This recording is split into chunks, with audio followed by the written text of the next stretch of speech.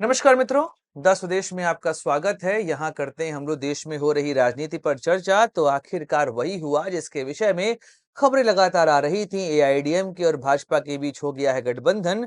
अमित शाह ने कर दिया है ऐलान कि पलानीस्वामी के नेतृत्व में लड़ने वाले हैं हम लोग चुनाव। आखिर क्या थी मजबूरियां जिस वजह से यह गठबंधन हुआ? चलिए करते हैं चर्चा इस विषय पर।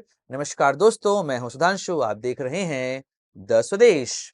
दोस्तों, द स्वदेश एक मंच है जहां पर हम निष्पक्ष पॉलिटिकल एनालिसिस करते हैं। अगर आपको हमारा पॉलिटिकल एनालिसिस पसंद आता है तो आप यूपीआई के माध्यम से हमारी मदद भी कर सकते हैं।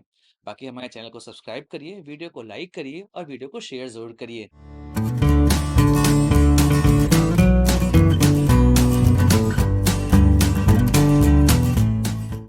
दोस्तों, अगर वर्तमान समय में कोई मुख्यमंत्री सर्वाधिक चर्चा का विषय बना हुआ है तो वह है एमके स्टालिन।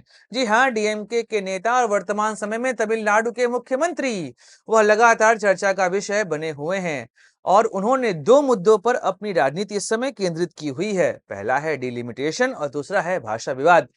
चलिए वीडियो की शुरुआत करते हैं भाषा विवाद से, फिर आएंगे डिलिमिटेशन पर, फिर आएंगे गठबंधन पर। भाषा विवाद। मद्रास प्रेसिडेंसी हुआ करता था कभी तमिलनाडु, और यहाँ पर भाषाई मुद्दे हमेशा से चले हैं।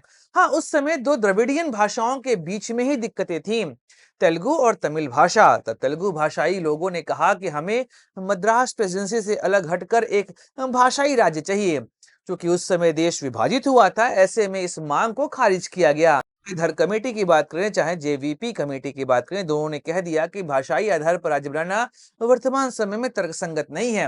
लेकिन उसी समय पोटी श्रीरामुलु ने इसके विरुद्ध कर दिया आंदोलन और उनकी मृत्यु के बाद सरकार पर दबाव पड़ा और 1953 में पहली बार भाषाई आधार पर आंध्र प्रदेश का निर्माण किया गया और मद्रास प्रेसिडेंसी दो पार्ट में टूटा। उसे कहा गया तमिलनाडु और एक को कहा गया आंध्र प्रदेश। अच्छा, इसके बाद ही फजल अली कमेटी बनाई गई और उसके बाद देश में भाषाई आधार पर कई और राज्यों का निर्माण किया गया और सातवां अमेंडमेंट एक्ट वहां पर आया था जिसके आधार पर राज्यों का पुनर्गठन किया गया। यह अलग मुद्दा है, इस पर यहां बात नहीं करते हैं। तो तमिलनाडु में भाषा विवाद लगातार चलता रहा है। हाँ, जब तमिलनाडु बन गया वहां पे तमिल और इंग्लिश दो भाषाओं को स्वीकार किया गया, लेकिन सरकार का प्रयास था कि लगातार कि वह तीन भाषाओं को प्रमोट करे और उस दौरान इंदिरा गांधी ने भी इसका समर्थन किया था।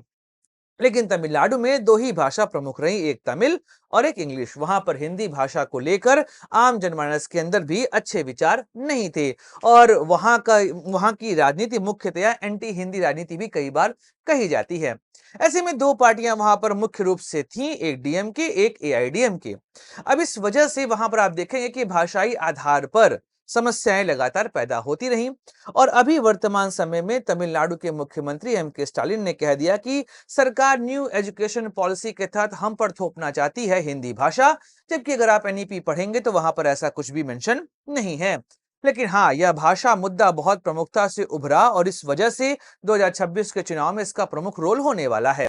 पहला विषय जिसके बारे में मैंने आपको बताया और यह 2026 के चुनाव में प्रमुख मुद्दा रहने वाला है। अगला मुद्दा है डिलिमिटेशन। क्योंकि जब भी जनसंख्या की गणना की जाती, जनगणना जब होती है उसके बाद डिलिमिटेशन किया जाता है। ऐसे में 2026 रखा गया है डिलिमिटेशन का साल और इस बार देश में जनसंख्या के आधार पर सीटों का बंटवारा फिर से किया जाएगा।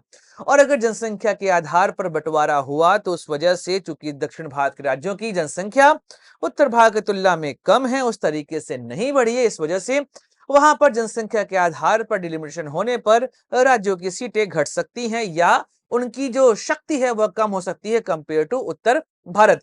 इसको लेकर एमके स्टालिन लगातार मुखर रहे, यहां तक कि उन्होंने दक्षिण भारतीय राज्यों को एक साथ मिलकर यह कहा भी कि भैया इस पर हमें खुलकर विरोध करना चाहिए और एक मीटिंग भी आयोजित हुई थी जहां पर दक्षिण भारत के राज्य इकट्ठा हुए थे और डिलिमिटेशन का विरोध किए थे। पर इसमें जब अमित शाह से पूछा गया तो उन्होंने कहा कि अभी तो डिलिमिटेशन पर कोई भी आयोग गठित हुआ नहीं है, कोई भी ऐसी बात हुई नहीं है, तो इस पर विरोध करना फिलहाल तर्कसंगत नहीं है।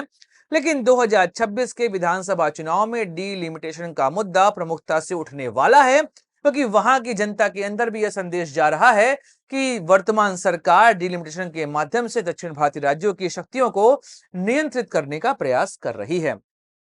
अब एमके स्टालिन 2021 से यहां पर मुख्यमंत्री बने हुए हैं। उनकी सरकार के ऊपर कई सारे आरोप भी लगते आए हैं, एंटी इनकम्बेंसी फैक्टर भी उनके ऊपर दिखाई दे रहा है। हाँ, यह 2023 से ही समझ में आया था, पर 2024 के लोकसभा चुनाव ने एक बात स्थापित कर दी।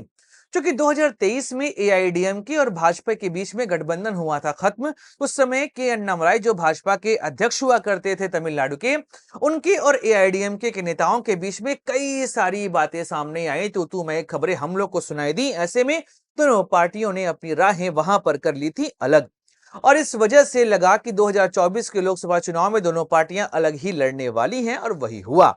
लेकिन नतीजे आए ऐसे जिसकी वजह से दोनों पार्टियों को यह समझ में आ गया कि अकेले अकेले लड़ेंगे, सत्ता में कभी लौटकर नहीं आ पाएंगे।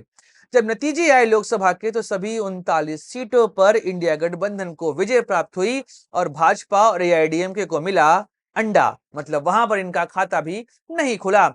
हाँ, अगर दोनों पार्टियों के वोट बैंक को जोड़ दिया जाए तो एआईएडीएमके और भाजपा के वोट बैंक का कंबाइंड फोर्स डीएमके से मात्र 6% वोट से कम है। इसका मतलब दोनों पार्टियां यह सोच रही हैं कि साथ आएंगे तो क्या पता हम यहां पर डीएमके को सत्ता से हटा दें। लेकिन जयललिता जी की मृत्यु के बाद से लगातार एआईएडीएम के नेतृत्व की क्राइसिस से जूझ रही है। उसके अंदर आपसी कलह इतने ज्यादा हो चुके हैं कि 2016 से 21 के बीच में चलने वाली एआईएडीएमके की सरकार में 3 मुख्यमंत्री तमिलनाडु की जनता ने देखे थे। ऐसे में एआईएडीएमके की आंतरिक कलह भी एक प्रमुख मुद्दा यहां पर है। इसको लेकर जब यह बातें पहुंची अमित शाह के पास, तो अमित शाह से कहा भी गया कि भाजपा को पहले प्रॉमिस करना पड़ेगा कि वह एआईएडीएमके के अंदर खाने चल रही जो समस्याएं हैं उसमें इंटरफेयर नहीं करेगी। एआईएडीएमके ने कह दिया कि भाजपा को हमने साफ शब्दों में कह दिया है कि एआईएडीएमके के अंदरूनी मामलों में आप दखल नहीं देने वाले हैं।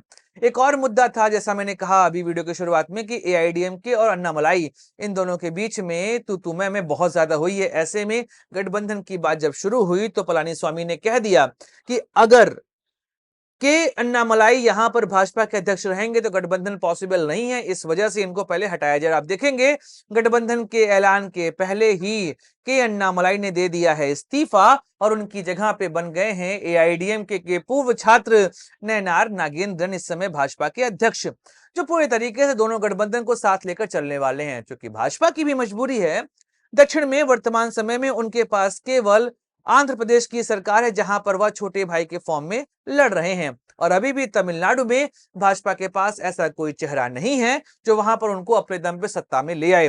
जब तक सत्ता में नहीं आएंगे तब तक आप वहां की राजनीति में अपने आप को सफल नहीं कर सकते। वैसे भी दोनों पार्टियों को पता है कि वर्तमान समय में तमिलनाडु पश्चिम के क्षेत्र में उनका अच्छा खासा वोट बैंक है, वहां पर दोनों पार्टियां डीएमके को कभी टिकने नहीं देंगी। लेकिन एआईएडीएमके को भी यहां पर गठबंधन करने के बावजूद बहुत सारी दिक्कतें आने वाली हैं, खासकर क्योंकि अगर आप देखेंगे तो तमिलनाडु में मुस्लिम वोट बैंक अच्छा खासा है, और अभी वक्फ संशोधन बिल पास हो चुका है। ऐसे में एआईएडीएमके ने भाजपा से कर लिया गठबंधन, इसका मतलब कि वक्फ संशोधन बिल का समर्थन भी एआईएडीएमके यहां पर इनडायरेक्टली कर ही रही है, और इसका घाटा उन्हें मुस्लिम वोट बैंक को खोकर ही यहां पर चुकाना पड़ेगा।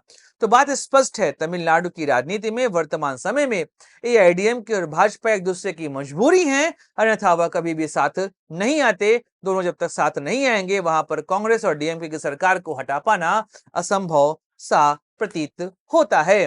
दोस्तों, वीडियो समाप्त करते हैं, मिलेंगे अगले वीडियो में, चर्चा करेंगे किसी और राजनीतिक मुद्दे की। अपने दोस्त सुधांशु को दीजिए इजाजत। Like share subscribe the channel. जय हिंद, वंदे मातरम, भारत माता की जय।